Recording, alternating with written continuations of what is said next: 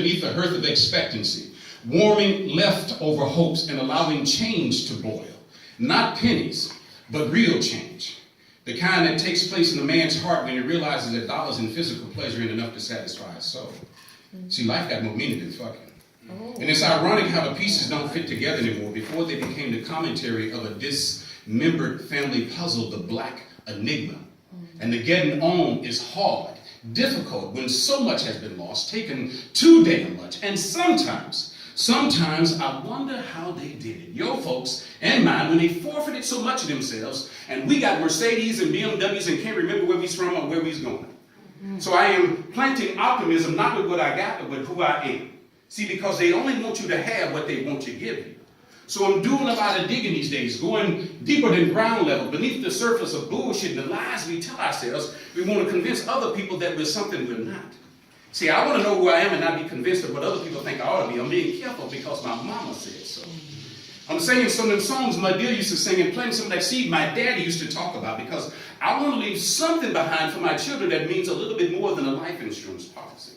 Yeah. And this right here is a confession of a black man who's come to grips with himself. See, when I first grew up, I was a man.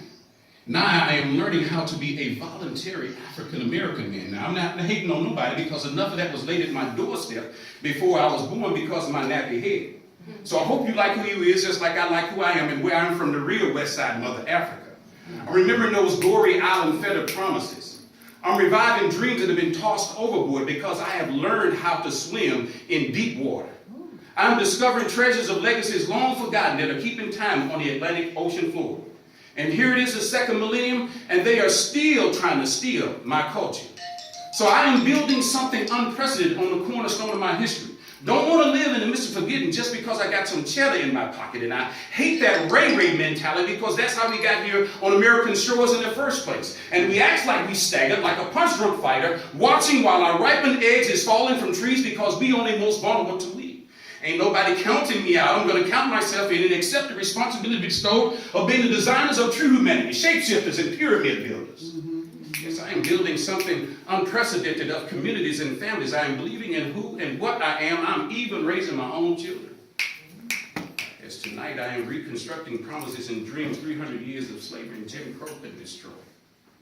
I am pulling down Confederate flags from state capitals, defining myself by my own standards because I have come to realize we don't need another hero except for ourselves. And this right here, it's not a charade. This right here is a confession. This right here is a confession of a black man who's finally got enough courage to come to grips with himself.